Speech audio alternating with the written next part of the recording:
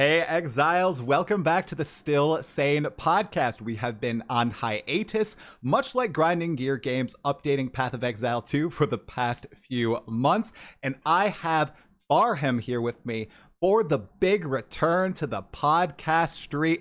He's following up game director on Path of Exile 2, Jonathan Rogers. Farham, man, how you doing? I am all good. That is some big boots to fill there. Thank you very much for this one. Not nervous at all. No need to be nervous. We're just going to sit here, chat about Path of Exile 2, your experiences, maybe. 1 second, my daughter is literally coming into...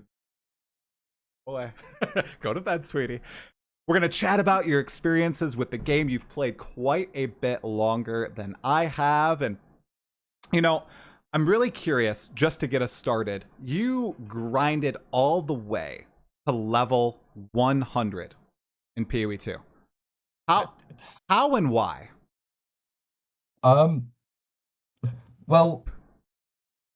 in 0.1, I think the end game was reasonably engaging, and in 0.2, I perhaps wasn't so inclined to sit and grind the bosses, but I wanted to play the game, so I decided to do the thing I didn't do in 0.1, which was, didn't even do this in PoE1. I've played that for a few thousand hours as well, which was get a character to level 100. Sort of encouraged, of course, being on stream. It's a bit more fun when you're together. So decided I'd just take on the challenge. And then once I started, I sort of just couldn't start. I didn't want to give up halfway through. And it was only about a quarter of the way into level 98 that I started to be able to work out just how long it was going to take. So yeah. And it didn't only... Stubbornness. Yeah. Oh, you need that to hit level 100. It sounds like it didn't only take time. It took a lot of currency too. You actually needed to fund your journey, or else it would have taken an extraordinarily longer amount of time, right? Yeah, I mean, you can effectively, because of the way the XP curve works, you effectively double it, right? If you do it with the cheap stuff that you can get yourself, just effectively double the numbers. So 100 hours becomes 200. And that is a lot of time. Is that how long it took you to reach level 100? About 100 hours, starting from level 98? Start from level 90, 103 hours, yeah. I streamed it all. 103 hours. And what character did you take to level 100? Oh, we did it with a monk. We did it with a lightning arrow monk invoker. Ooh, lightning arrow monk. Super tanky, like spec hard into tank, attack speed, just full into map clear. Wasn't really focused on killing bosses quick or anything. Just don't die, don't lose XP, clear the map as fast as you can and as quick as you can. So okay, I have to know, like, during that 103 hours, did you die at all? 4 times. Oh. Once in level 99. Oh my god. And it was on the last day. It was so I had an 8-hour stream planned for the last day, and I died, and then it turned into just short of a 10-hour stream. What got you? Was it something obvious, or was it something that you're sitting there, you got the Twitch replay up, and you're thinking, how did I even die? It was just a stray arrow from one of those freaking Val or something, you know? Christ, I actually cannot even remember. No, it was you know those big fat guys when you kill them and they explode? When you're running around with lightning arrow, we're on a rower and we like killed a bunch of them that were on a ramp off screen, and I was just running and clearing the map, and I just ran into where the 3 guys were exploding, and we could survive 2 at once, but not 3, so we just stopped. It's the third guy that pushed you right over the edge. Yeah. That's funny. So I never handle that third guy, man. It's terrible. No, the third guy, it's way too much. It's just not. No, I'm not even gonna. Okay, so just to tell. Oh my god, I'm losing it. I'm breaking character. So when you're farming to level 100 as a 0-2, what was your strategy? Were you just stacking as many monsters in the map as possible, just like tons of breach, delirium, all that stuff, or were certain mechanics just too dangerous and you didn't want to touch them? Expedition I didn't want to touch as a potential too dangerous, but it was just running breach with pack size maps or extra magic monsters on the delirium, not running delirium mirrors. We actually, because I wanted to save the time, and most of my guild officers had done their end league by the time. by that time, I took everything the guild had given to me. We spent the whole lot on maps, and we ended up dropping about 5,000 divines on really good maps. So it was Wow. 1,300 maps all in all, but probably about 300 of those were just cheap maps, clearing out towers and nonsense like that. But we probably brought about 1,000 tier That's 16 an full insane XP number. maps. That's Yeah, crazy. it's Have you always played ARPGs like this? I heard you say you had a few thousand hours in Path of Exile 1. Is this a new phenomena for you, actually going really, really hard into grinding stuff out? Like, I know you said this is the uh, first time you hit level 100, but still, like, 5,000 divines, 1,300 maps. That's a ton, man. that's the first one probably taken on a project that large. I used to when I played Path of Exile 1, I'd sort of record what I'd spent on a farm and then what had come out the other end, just for my own sort of. Back when I wasn't doing content creation as much, to check that what I was watching wasn't necessarily bullshit. So I used to just sort of record that stuff then and then work out like what was good. And it was a bit of an interest in looking at the numbers behind it, I suppose. But no, I've never done anything like this. I actually, if I'd just played 0.2 without sort of what me and the guys had done through the league, I don't think I would have even been able to afford to do that from a divine perspective. I wasn't doing much crafting, and from a farming perspective, just farming that much would just take an insane amount of time. Yeah, Um, absolutely ridiculous. After that, are you are you excited for 0.3, or do you still feel burnt out from 0.2? Because I think this lasted all the way until what? 2 weeks ago, 3 weeks ago is when you finished, I think. it, yeah, it was 3 weeks ago now. No, I'm pretty much recovered. I'm looking forward to 0.3 and what that's going to bring. Played a couple of other games and sort of, yeah, Yes, I feeling saw you quite played refreshed. Torchlight Infinite. I did. I did. Yay or I nay? spent 3 weeks playing that. I quite enjoyed it. I mean, obviously there's some mechanics on there that are probably not to everyone's taste with the sort of player power for money. In fact, people don't like that, but just for a season, had some fun with it. So it's good. I think I tried it 2.5 years ago. It was still when, at least on PC, maybe it's still this way, all the controls were still curated for phones. So it'll be like, oh, touch this button and do that and everything, and the UI was all funky. It played really smoothly, though. I love the responsiveness of the game, and the combat. It wasn't intense or impactful, but it just felt really like it all just flowed together really well. Like, does it still feel that way? Or It, it's a bit more optimized now, but it was just nice to see screens full of loot, like which after grinding XP maps, which don't particularly drop any loot, it was a bit refreshing. Oh yeah, mm, that's what happened in ARPGs when you load up for loot, right? That's ah, good. That bit was so nice. the XP maps, they didn't fill that loot dopamine. If Oh God, grinding no! your, Like sorry, go ahead. I was going to say, no, absolutely not. Oh, You were lucky to return the cost of one map every 20. wild. How would you recommend, if you have any feedback? How would you recommend grinding your games change the path to level 100, or do you think it should be this Herculean feat that you have achieved? You're among the select few. Well, I think we're in an unfortunate situation at the moment in 0.2 where the only way to get experience is running maps, right? So you've got to just go through the motions of running map after map after map. I mean, quite simply, just getting experience from other content, Sims, the Breach Boss, that sort of stuff. It's going to allow you to break up the monotony, and I I'm strongly in favour of the XP loss being a toggle. Okay, I can either not lose and not gain XP because I'm learning something, Oh, or I can turn the game back on and actually, take my risk reward. I would much rather see a system like that because it was monotonous. I would have done half of that Sims, but that's interesting. So obviously, right now, Pinnacle Boss is no XP loss, no XP gain. You'd like just basically an on-off button that you can swap, running yeah, maps, doing whatever, just so you can either test out theories, die as much as you want, essentially, but not lose anything while nerfing your ability. That's it. I've never heard that take before, dude. Actually, I think you might be the only person I've heard say that. Yeah, I think I wasn't necessarily thinking it for maps. I was more thinking of pinnacle bosses. But yeah, I mean, if you were going to Oh, do it, and yeah, because pinnacle bosses you might want to go in and learn. My original thought on this was why isn't that just the case for say tier zeros? But then I was thinking, well, the tier 4 fight is really different to the tier 0 fight. So like maybe just having it as a toggle so you can learn each one would potentially work. I mean, it's obviously not going to work for something like hardcore, but it would give the option to get that XP back. I sorely missed that. I did sorely miss that this league. right. It felt like there was no sort of like crawling reward Yeah. from doing a lot of the content. Because it was a substantial amount that bosses gave before. Sorry, I misunderstood that. So it would just be for bosses. Yeah, I wonder if GGG could put in a system like that. Or, as you said, just make tier 0 something you have infinite tries on. Just no XP.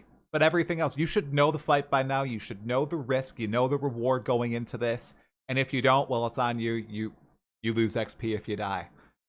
I kind of like that. I still think, I think it was just a little bit too heavy-handed, maybe. Well, I missed getting XP in Sims. Yeah. Oh no, that simulacrum, the breach domain. You're not getting any XP and any of that. Yeah, it's very unfortunate. All right, I watched your latest video, Farham, and during the course, we'll talk about the content of the video in a moment.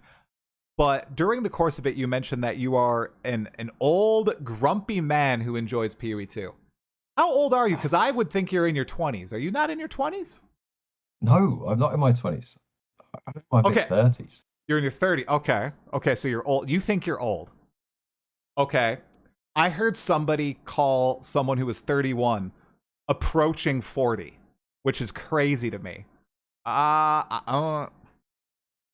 Okay, are you like 36? In about 2 weeks, yeah. Whoa! Look at that! Heck yeah! Happy birthday, by the way. Thanks. Happy pre-birthday. Oh wow! It's your birthday. Good guesses over in chat. Look wow, 36 is my guess. Look at that. Look at that. See? They know. They're able to pin it down. Okay, is your birthday on 0.3's release? August 29th? It's during that first week. During that first week? Very nice. Very cool. Okay. So I'll have to take one day off streaming to do, Of course. What do you like doing on your birthday? Do you like going to a restaurant? Do you like chilling at your house with your friends? Do you like taking a solo day? For a few drinks. A nice meal. Nice. What is your drink of choice? I'm a real ale drinker because I'm a grumpy old man. So what else is it going to be? I didn't know. Maybe you like, I don't know, pina coladas. I like margaritas on the rocks, if possible. No, okay. I suppose if like a porn star martini or something, if I want to look. That's good. Hey, I tried a martinis for the first time about 6 months ago. A green apple martini. Oh, sweet, dude, very sweet. Okay, it wasn't that sweet, but it was like tart. Because green like the Granny Smiths in the U.S. I don't know if they're called Granny Smiths in the U.K., but they're like really tart. Yeah. They are. I have no idea. Yeah. Okay, but I really like that. It was way too much money though. It was like $11 for a tiny green apple martini. That sounds quite cheap. What? Pay that much for a pint over in London? What? Okay, well, London. See, I don't live like in New York City or anything. I bet it would be a lot more expensive in New York City. I'm like out in the sticks essentially. So everyone in the UK lives in London, as you do. Okay. The UK is London. Okay. Yeah. Just like that is kind of the same thing where I live. I live in the Midwest. I won't give the exact state so people don't hunt me down. So Utah. You live in like Utah or something. Yeah, sure, Utah. Yeah, right? Let's say that. And it like no matter where you go to a concert or something or a venue, every single time the performer will always be like in Utah, the capital of Salt Lake City. They'll be like, "What's up, Salt Lake City?" You can be like 6 hours away from Salt Lake City, but they're just like everybody in Utah lives in Salt Lake City, and I always think it's so funny. Love doing that. Okay, that was a tangent. What the heck? Your age, that's how that came. Okay, I have one other burning question that's non-PoE2 related that I have to ask. 35 years old, are you lifting that barbell behind you? Yeah, you can pay to make me do it on Twitch. It's 25,000 channel points. Really? How much weight is that? That's 68 kilograms. What's that in pounds? Oh, that's a good amount. 227, is it? 27 Dude! pounds per kilo. Dude! You need to get a tank top on. I know you said you looked for one and you didn't get it, but I did look for one. you did, yeah. I even almost texted my ex-wife to ask her if she put them, but decided against it. Dang it, man. That's good. That's how many reps can you do? Oh, only about 7. 7? I mean, about 7 for like 200 plus pounds. That's still really good, man. Impressive. Oh no, it's not quite 200 pounds, is it? That's like 165. Oh, 165. Oh, did someone do the math? Yeah. Did you do the math in your head? You mastered? Oh, yeah, I did. Yeah. Nice. That's still pretty good. Very impressive. Okay, so let's get back to Path of Exile 2. A little bit of a tangent there. All right, so you played 0-1, you played 0-2. In 0-2, you got a lightning arrow monk all the way to level 100. Of all the builds that you've played so far, what have you enjoyed the most? What skill or ascendancy combo? It was the same in 0.1 and 0.2, although 0.2 was a different variant. But the Ice Strike Monk has been my favorite. I loved it in 0.1. It was broken with Temper Spell, with things dying in like a second. All right, maybe a bit overpowered, but in 0.2, because you couldn't do that with Temper Spell, I made it super tanky, so it could face tank. It was face tanking everything apart from Arbiter's Channel and Ball Attack, which one shots had like 12k ES and ES Leech, and it still used Temper Spell, but it also spammed Comets on top of the Temper Spell just because I had space, and it was it was pretty ridiculous. They made a mess of the screen, and yeah, the fact that it could face tank all the bosses was just kind of fun. It took like 30 seconds to kill tier 4 Zeshit. Don't get me wrong, it wasn't killing it fast. It was invested heavy into tank, but I think there was some talk at the time about tanky builds not being possible, and I was like, oh, I bet one is. That's impressive, dude. I mean, 30 seconds taking down T4 Zesh and being tanky. Man, you don't want to know how long it took me to kill Zesh T4 on my Tempest Flurry Monk. Oh, and I was not tanky in 0-1. Oh my goodness, that's cool. Is that what you go for? So no, you maybe did that as a response to a challenge. What do you really look for in a build when you're making it? I actually do like tanky builds more than I like fast killing builds. Yeah, I do. So World of Warcraft pedigree always played tank.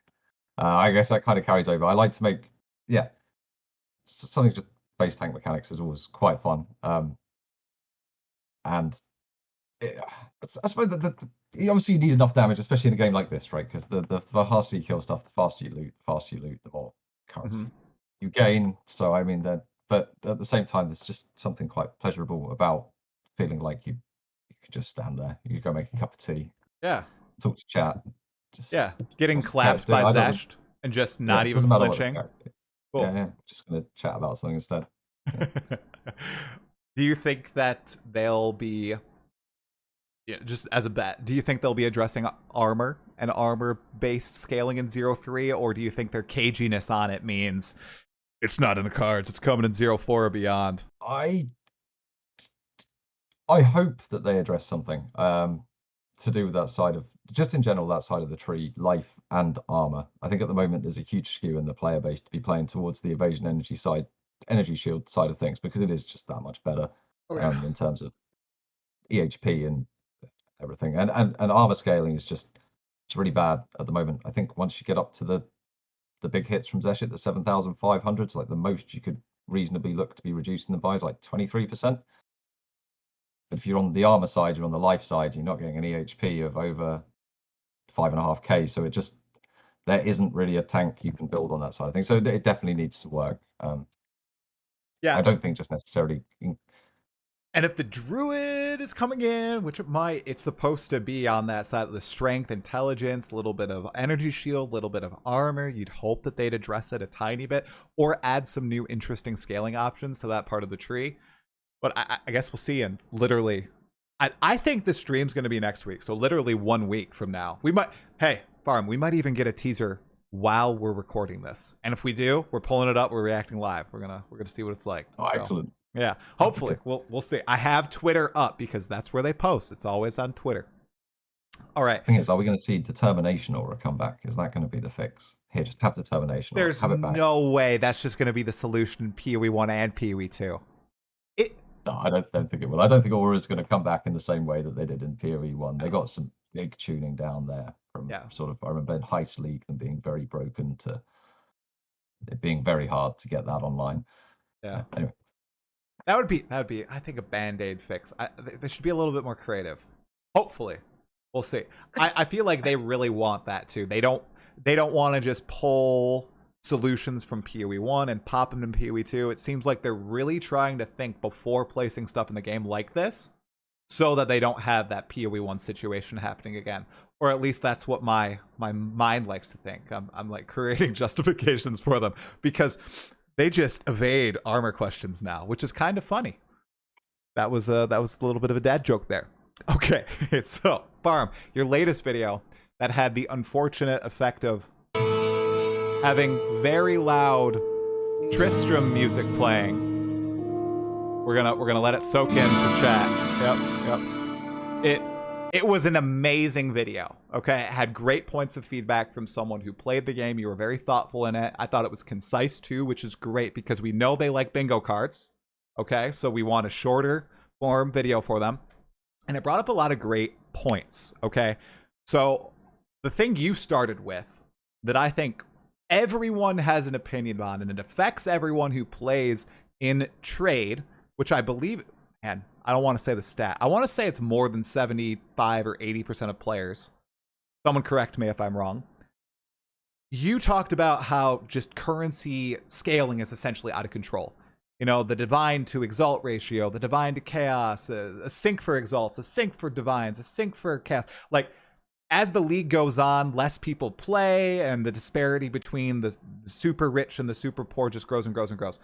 So you presented, I think, a few solutions, and you talked about it in your video. Did you want to maybe break it down? Like, give us what you saw as you were playing and interacting with this economy into month 4 of Dawn of the Hunt.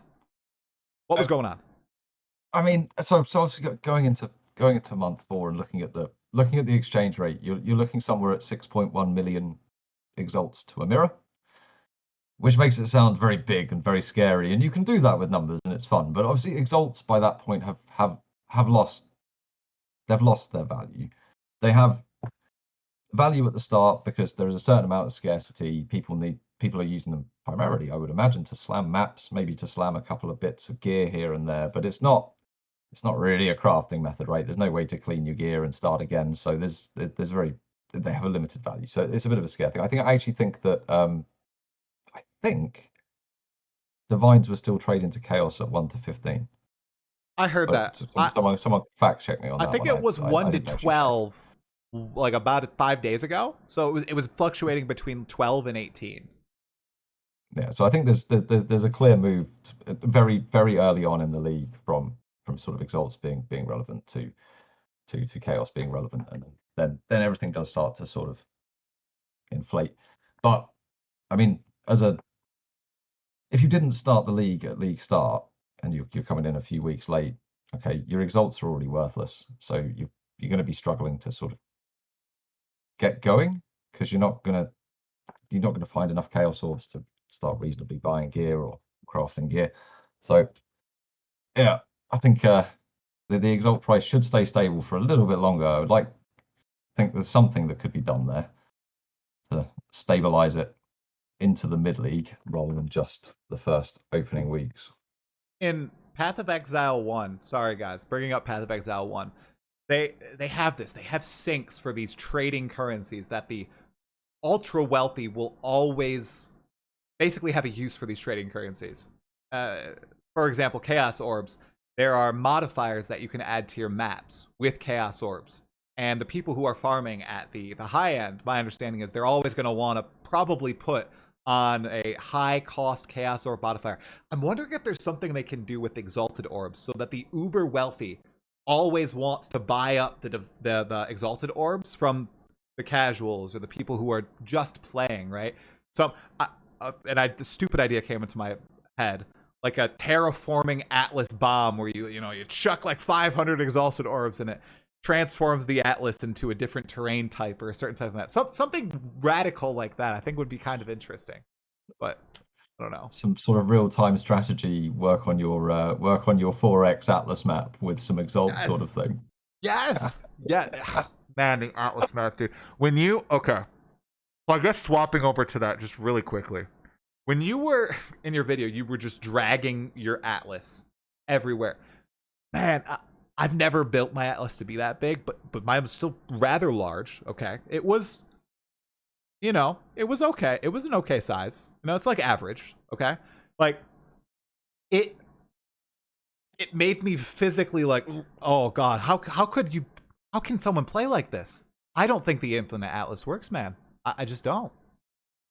No, I don't.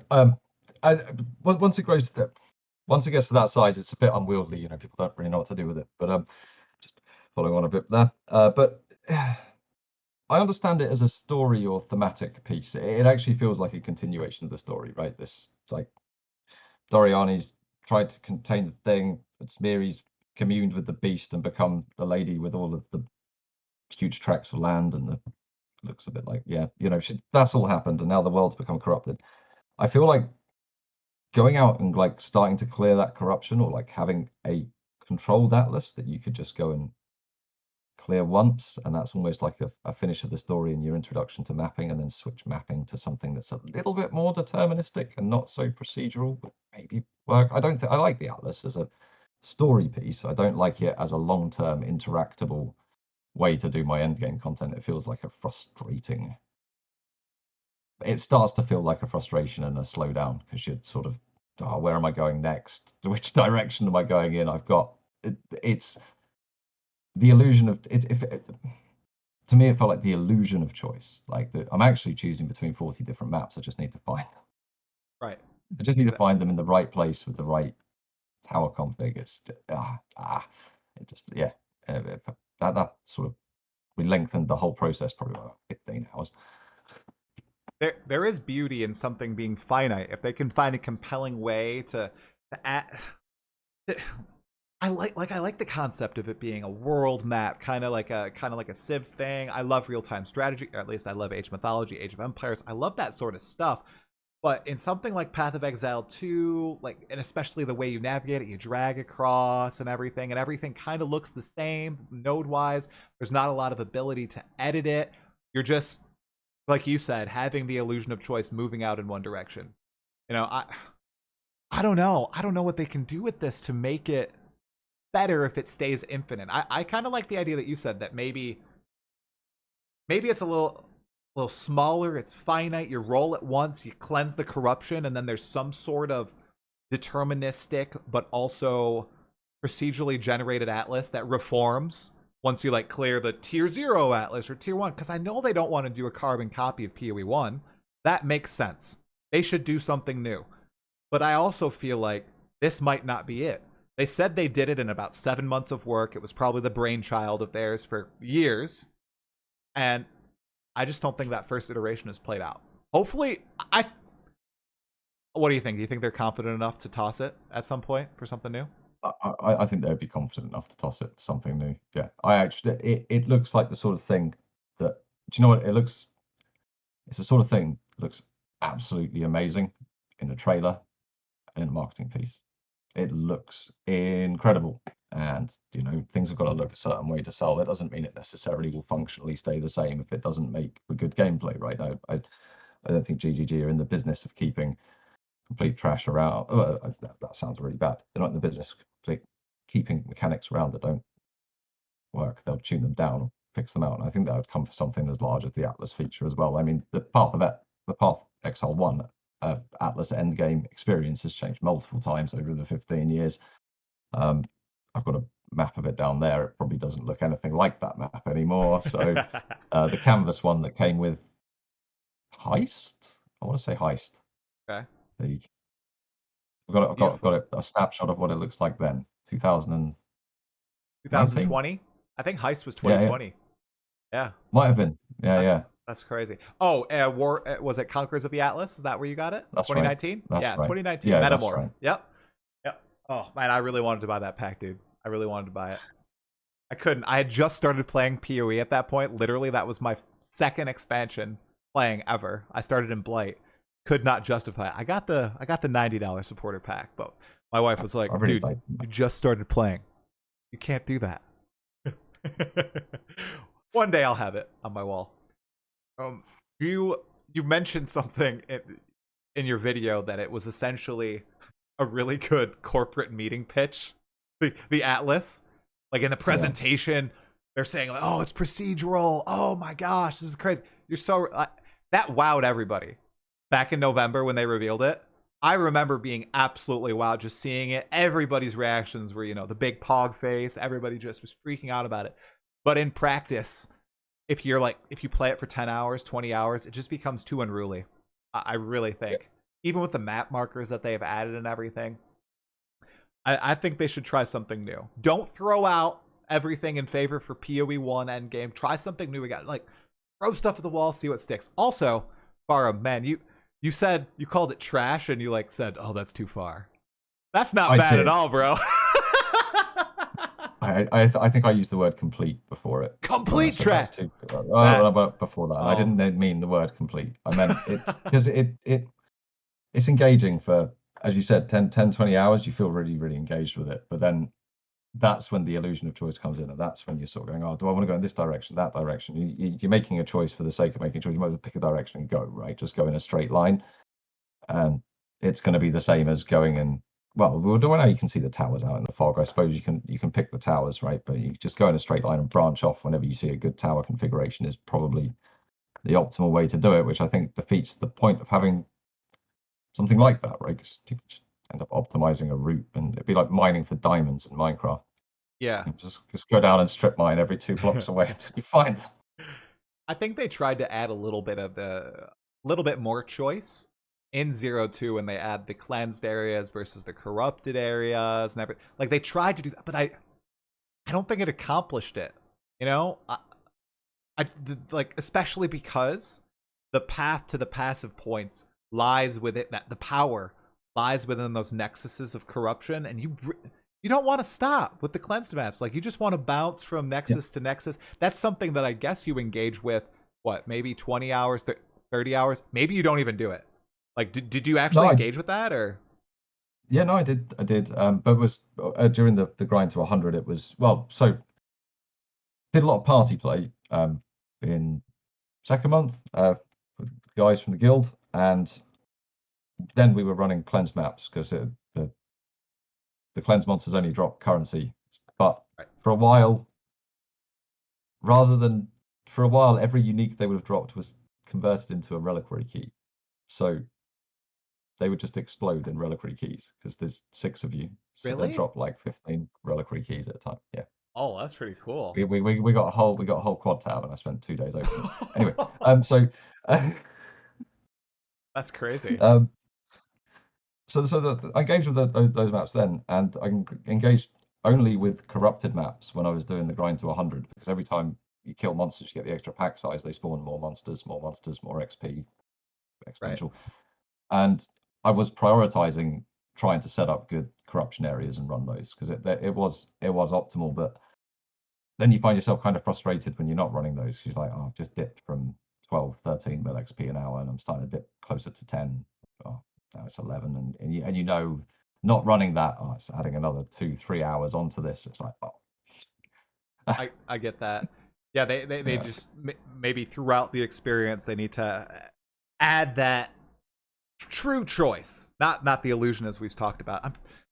It's so curious. The modifiers added a bit of spice though, like with the things like the +1 level and stuff. I mean, that was good, but it felt too limited, right? They were the maps you really wanted to be running. Nothing else felt as good. So, but then again, there was also a point in time when running those corrupted maps, you would just get one shot by stuff. That was where a lot of the rippy one shots were happening from the corruption monsters with the Emperor Palpatine guys. I don't know what they're called. You're a law guy, you might know their name. Yeah, they zap you with all their lightning hands. Like 4 of them spawn at once, and then you can't target them while they're spawning, and then they instantly zap you because they're attacking while they're spawning. Yeah, those mechanics are a little BS. I'm fine with vultures flying 3 screens at you, but the spawn on top, they're immune. Is it Val Foundry where they spawn? They take really long to spawn that. Oh god. It is, yeah. Oh, Where they I know oh, Valve Factory, it's Val where Factory. they come off the walls, the guys with the spinning blade arms. Oh, I hate that. I don't like that in Endgame, man. Oh, in the campaign, I'm good with it. You know, it's a little bit more of a cinematic experience. It's cool. You know, and in campaign, you're touching cadavers and everything. It's very cool. But in the end game, I don't know about that. I think they should just be pre-spawned. Yeah, or just have their animation start a little bit quicker so that they Yeah, don't. Yeah, they're not. You're not on top of them when they spawn, and then three of them whirly kick you to death. definitely. It's almost as bad as an on-death effect. It's like Oh, an yeah. on-start effect, least just as bad. least favorite on death effect. Oh, but so many of them I have know gone there now are. that and there's only a few left in the game, really. I mean, the big exploding guys absolutely suck. They do suck. They catch me more often than anything else. But The I blobby really, boys, the ones that killed you at level 99. yeah, they're probably my most cause of death is running into those things because I don't pay attention to them. What is that, dude? They are the most obvious creatures in the entire game. I, No way, man. No way. What's going on? I when I blow stuff up, I don't. I stop looking at it. Right? I stop looking at it. Interesting. I did not expect that. Yeah, that's got to be them. Yeah, Or it makes sense. what They other killed undeath you. effects are left? What other Okay. undeath effects are even left? Blobby boys. Volatile Yeah, plants is still left, right? Is that a non-death effect? yeah, but they're a post. Yeah, They're I'm like a talking rare like monster mod. corpse explosion. That's a Oh, non-death effect. bro. That's my least favorite. I don't see the Yeah, tells for no, that. I forgot about that. Oh, that got me at level 98 actually in trenches. Coming around a Oh. corner, and I was actually talking to chat. I was like, "We're going to be." I'd set up what was it? I set up something or other. I was like, "This is a really dangerous map." I had like 2 damage modifiers on it, and I was like creeping around the corner, like firing the bow ahead. And then there was a corpse explosion rare just around the corner. It blew up all the corpses in the tunnel in the path I was in. Just nuked That me is a out. rough way to Yeah, go. Someone in the yeah. chat, No, so totally maybe them. right. Mushroom boys, especially in wow, I can't remember the fungal map now. What is it that it constantly spawns? I swear. Yeah, it's like yeah, it's like the third area Yeah, that it's you where do the in the druid campaign, you isn't fight the it? corrupted druid. I can't remember the name of it, but oh, decay. Decay is Decay. the Yeah, map. yeah. People are right with decay. Yeah, God, that is that rough. those I those things are just on the floor as well. They're Like on you the can run floor. over them and they Yeah. just explode. Yep. Explode on you on the floor. Walk right. Very thematic again. Very thematic. Very frustrating. I will not lie. Especially when Sure. like when I was leveling as a warrior. Oh, if you're like rolling, slamming, and you don't instantly move off the corpses, those kill you really quick. You gotta keep moving there, or you're dead, done for. Oh. I feel the plus attack time on warrior really does make it feel very different. I understand using a two-handed mace it should be slower. I don't think an unmodifiable plus 1.5 second attack to attack speed feels very good. Yeah, I I wonder if really don't. something like scaling that as it gets higher level, you know, it gets a little faster. Maybe, but I was gonna be very English and say not 0.1. We're gonna improve by 0.1 every 5 levels. So by the time it's a 20th level gem, it's a 1.1 extra. That would feel better. It would make sense. You know, you're getting stronger with the maze. Yeah. You're getting more skilled. Like flat 1.5 the whole time is crazy, crazy stuff. And every single warrior skill seems to have some Yeah. modifier like that, and it's like it just slows it down compared to the others. It really does. it okay. True story. I've told this story too many times. People have probably heard it before. The first time I played PoE2, I chose warrior because I was like, oh yeah, everybody's hyped up this warrior. I'm so excited to play. Worst experience ever, man. I sat next to Schwingy during this, and he chose to play the ranger. I was stuck in the not the second area, the third area, the forest for so long. I was stuck at the devourer for an hour, dude. Devourer for an hour on the warrior, and then at Draven for 2 hours. Not even joking. The warrior used to be so much worse. I swear the attack time was longer, and monsters would mob you way faster. Oh, I told Jonathan straight up, this is bad. This was not enjoyable. this needs to change. This is terrible. Like, the game looks great, but holy crap, the disparity. Watching Schwingy just like blasting Gianor, his first attempt, I was like, this is nah, man. So it's an improvement. I can't remember exactly which interview it was in now, but it was Jonathan that said, I'm sure it was Jonathan that said that the warrior was the class they felt was sort of most balanced. I was like, oh no, don't say that. I hope it It's wasn't the one I recent. think needs an uplift. No, it was months ago now. It was 3 or 4 months ago now. No. I want to think it was it the Gazzy Darth microtransaction one? Well, that was it. That was just an interview that shouldn't have happened. That was Okay. The one. You forget everything you know. Yes, I know. That one right after 0.1 or 0.1's launch, that was a rough interview. That was rough from GGG. I don't think they were ready for that. I feel like every interview they've done since then, even the Ziz one, even though, you know, Jonathan wasn't too happy and Ziz was going hard at him, I still feel like they've been more ready for every interview, you know, which is good. It's good. I was watching there was like a PC Gamer doc from 2023, Farham, and they were once again talking about literally in 2023 when the Warrior was in that super slow state, how amazing the Warrior is and how good it feels while they're playing through the campaign. And this is Mark saying this, okay? Mark, who's a blaster, he's like, oh, it feels so weighty. This is good. Oh my God, I just love playing my Warrior. And I'm sitting here watching this 2 years later, just like, oh my God, this is crazy. So much has changed. So much has changed. Okay, I'm curious, Farham.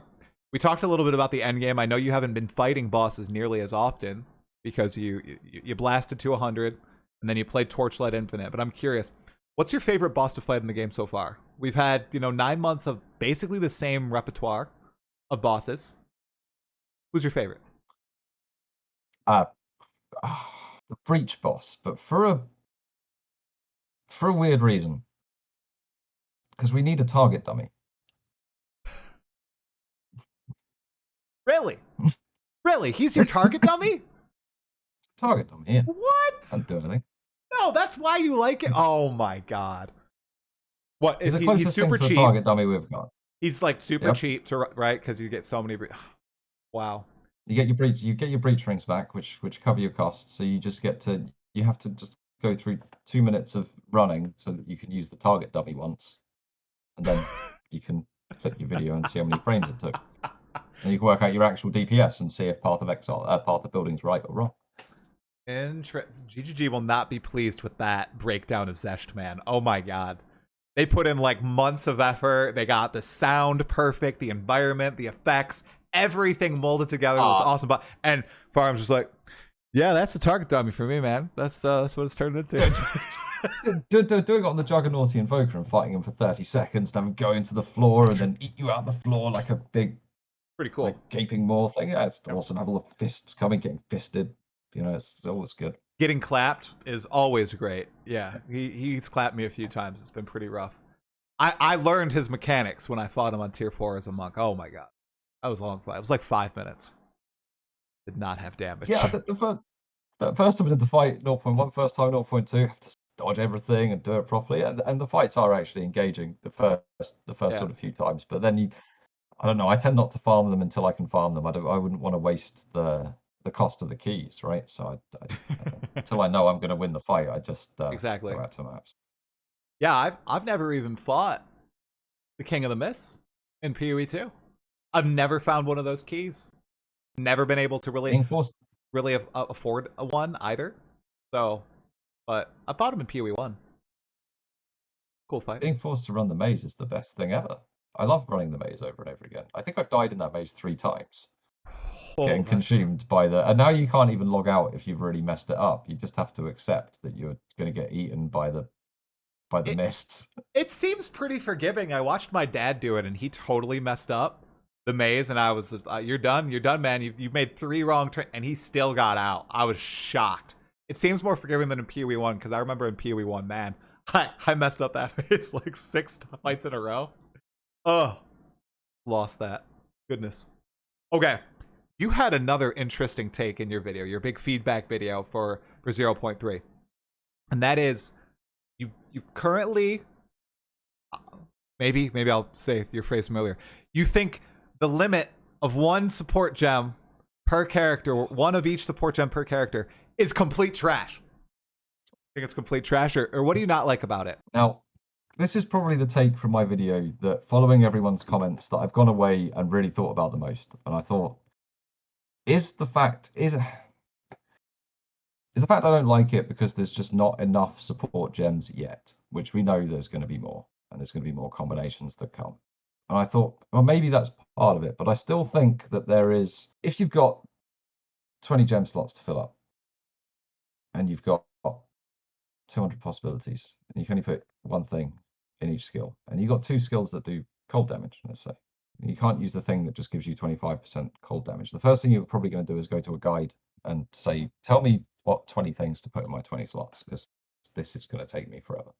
And it's a barrier to, I think it's a barrier to, I feel like it's a barrier to experimentation, but it's not necessarily a bad thing.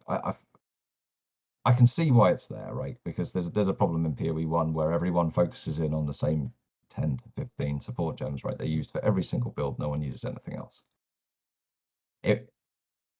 Because it's optimal to use just the ones that give biggest damage. So I think I will warm to it as more support gems are released. But ultimately, right now, I feel like I'm against it because there's not enough choice. And I believe it does take away sort of, it takes away people's personal experimentation. I actually I kind of agree with your take and I think there's a different solution. Obviously, adding more gems is great. I think a lot of them are just bad right now. Like there's such an obvious right way to build skills, right? And there's a clear set of support gems that are superior to all the rest, and you really want to use those support gems on these skills, and then everything else is a tier below. Something like, and it's probably going to be nerfed, but in its current state, something like Volt support is like, oh my god, hell yeah, that's a lightning spear. But you chuck that in a lightning spear, you feel so good. You can, it's that thing that Mark and Jonathan and Chris Wilson always used to describe, where when you equip a new item or a new passive ability on your character, they really want you to feel your character change with that. And very few support gems, I think, make that happen. But Volt is a great example of you feel a noticeable difference between not using it and using it. But I think if they get more support gems in a place like that, maybe not to the busted level of Volt, but in a better place, it'll be nicer, and it'll allow people to customize their builds quite a bit more alongside a huge new set of skills. But I totally think your critique was in a good place given where the game is right now. You know, I think to your point, I guess the mana flask one as well. It's a niche skill gem, but if you could work that into your build, the reward from using that was significant. However, if you can't work it into your build because you need your mana potion for everything else, well, I would like the option of just using another gem that does some damage, maybe not as much, but just something else, you know. Yeah. So but then again, enough niche supports come in, you can start to build more complex characters, right? Where your choices feed into what supports are going to be best for you. Hopefully, they released a couple of weapon types in 0.3 or something like that, and we see a wealth of support gems come along with those. You are such an excellent segue. I just was going to ask you about 0.3. So, it's coming. 2 weeks, August 29th. There is a 0% chance they delay it. We know it's going to be here. They've released that one cryptic teaser and nothing else for them. What do you think is the most exciting thing to you that they could add to the game? Like a piece of content, whether it be a boss, an act, a weapon, like you just said. What would be the thing that really buzzes you? Interestingly enough, I don't think it would necessarily be a new weapon. Okay. I think it would be a completion of the campaign, and I mean potentially a full completion. I think it would be reasonable to think that it might be done. I think a full release of the campaign is going to bring a number of things. You got more maps, so even if the illusion of choice changes, well, at least I've got choice between 100 instead of 4. You got more bosses. You'd have, well, mostly those two things, right? You've got more map bosses. You've got more potential maps, which is going to keep the early to mid game a lot more interesting. before you get into your end game farms. And I think beefing up that early to mid game is what's going to keep players engaged, casual players engaged for longer. So I think We're in that'd be agreement. what yeah. We're in total agreement, man. I think finishing out the campaign would be the most exciting thing they could add. I agree with you. A lot of people think like new weapons, class, end game. I think the campaign, like you're seeing the bigger picture. I see that too. It affects so many different systems. New base items is another thing that I think not a lot of people think about. It'll add 3 new acts of cool base item types that hopefully will be scalable. There are some base items in the game, like the pure electricity quarterstaff, that I see that and I'm like, oh, you must be able to do something cracked with Tempest Flurry, and then you just convert everything to the lightning. Dead Rabbit and Rake crafting up one of those. I'm sure Dead Rabbit and Rake crafted up one of Maybe. those for a flicker. Oh. Was it optimal for flicker monk? Okay. Was that what it was optimal for? I think it was. Really? Flicker monk. Okay. Hey, I'm eating my words. But how many divines did they put into that baby? How many? Many. Probably about 500 or 600. the pile kept going up, down, up, down. I couldn't keep track of it between stream to stream. It was different every time I looked. There was 2 mirrors at one point. There was no mirrors at one point. It was. Oh God, dude, I can't even fathom that. One day, hopefully we'll get a mirror drop. Ugh. Yeah, but the campaign, that would be great. Do you have any guesses on what we've heard Act 6 is going to be a race to the finish, nonstop adrenaline. Do you have any guesses on maybe story-wise what that might be? I know a lot of people aren't lore hounds like I am, but I feel like I should have done some homework. I should have known you were going to ask me lore questions because you like the lore. Oh no, it's fine. It's fine. You could talk about how Tyrael is going to come in and save us. So it would be a fine answer. It's fine. Good. Isn't that Diablo? That's Diablo. Yes. Different action RPG. The Tristram music's going to play really loud. Literally, I turned that off, right? I did. I turned it off. Oh, okay. And what you're going to have to do is run the gaunt. You have to run this sort of aqueduct, but it's going to be covered in. It's going to be a bit red, and you have to run that like 10 times, and then you start maps. Interesting. Okay, so maybe they'll put in a little homage or something. I think, dude, you might be trolling, but I think you might be right. I think it's going to be blood themed. We're going to be going inside of some hell of Path of Exile or something. There were data mines or accidental leaks that showed one of the final areas is called the Path to Exile. Oh. Pretty cool. Pretty cool area name. A little on the nose. Cool. I imagine there's going to be a lot of tentacles and that sort of stuff going on. The beast is a very tentacly looking thing. It looks like it's growing as well. So maybe we're like going like inside it, like fighting our way through to the heart. This could be something like that. I don't know. Tentacles. Yeah, it's grown massively. So I think this time we'll actually get to fight the beast, unlike in PoE1 where we're just going inside of it. I think they're going all out for that final encounter. We do that in PoE1, don't we? We actually do that in PoE1. We go inside and kill the nightmare dude, don't we? Yeah. Right. Yeah, Malachi's inside the beast. The beast is so big, there's a few zones inside of him. I feel like we'll get to actually battle this version of the beast at some point after watching it evolve. So I think that's not the final boss of Act 6. My crazy theory is the final boss of Act 6 is Sin. And we have to kill him once and for all because he created the first beast that caused 2 cataclysms of Rayclast, almost a third. And then, of course, he was carrying this seed of corruption that allowed Oriana to work with the Count and with the King to feed it and everything. So this dude's carrying out around all these seeds. We just need to kill Sin, let it be done with. So that would be a really cool kind of full circle moment because he disappears in PoE1. Where does he go? He goes to PoE2, right? It would be so cool. I'd love it. We'll see what happens. Yeah. Okay. Your guess is probably a lot better than mine because yours is actually based on things that have actually happened in the game and the story. We'll see. They could hoodwink us. So we'll have to find out. Okay, so I have one final fun question for you. Okay?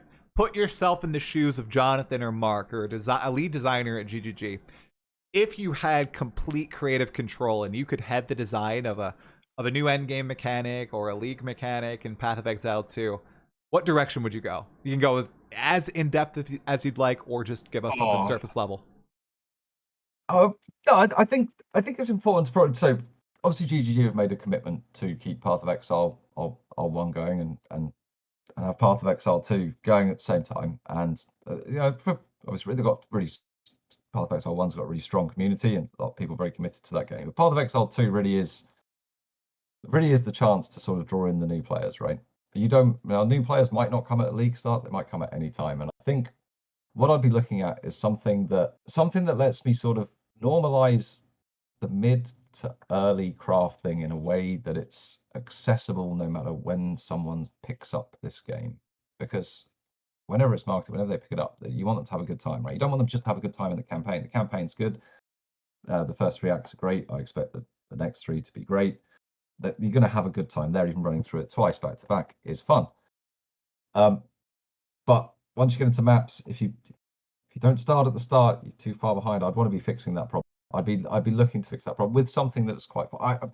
Harvest keeps coming to mind, but you don't want to just replicate Harvest, right? But it's that sort of deterministic crafting system. But I would keep it just to the mid tiers. I wouldn't let that go into sort of the top tier crafting. I think the top tier crafting being as expensive as it is now, it's mirror tier crafting, right? But what is there for the mid tier? I'd be looking to introduce some fun way to sort of unlock and do that. There's not just a crafting bench, where there's some sort of league mechanic.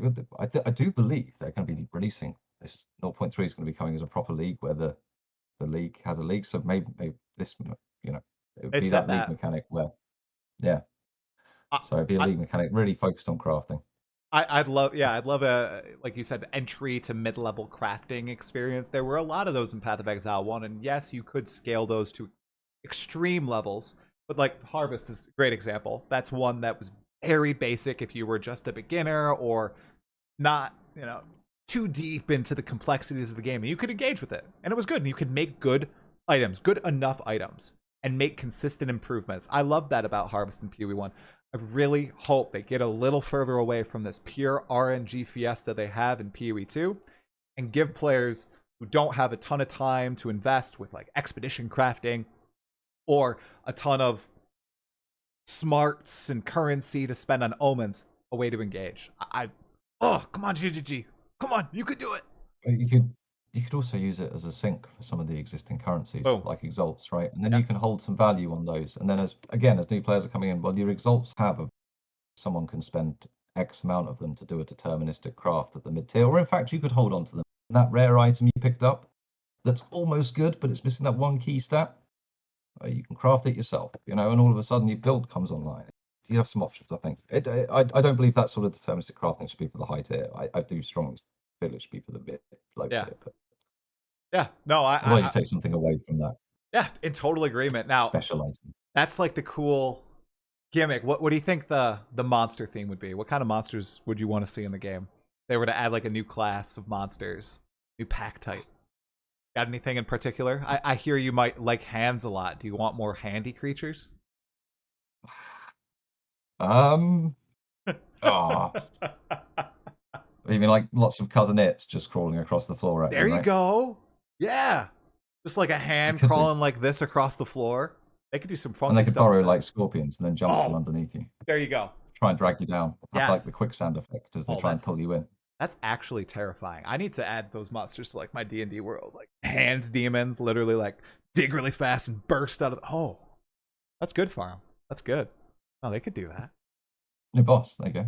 The hand demon. Hey, maybe that's like the build up to Zesht. There's a bunch more hand bosses coming in the game and you just spoil what's arriving. It like drags you through the floor and then you go into like area 2 and then it's like Zesht heals back up and this is my final form. Bigger hands. Look at you're a boss designer. Look at that. That sounds awesome. All right, Farham, do you have anything else you wanted to chat about? We've been going for a little over an hour. Is there anything else? I think we've covered quite a lot. It was really nice to go in depth on some of those and actually sort of go in a bit of, thank you for asking questions sort of related to them. I'm really glad to have the opportunity to explain some of the things I sort of touched on in my video. Oh, 100%, Farham, dude. I appreciate you getting up in the middle of the night so my kids could spend some time with me. It was fantastic.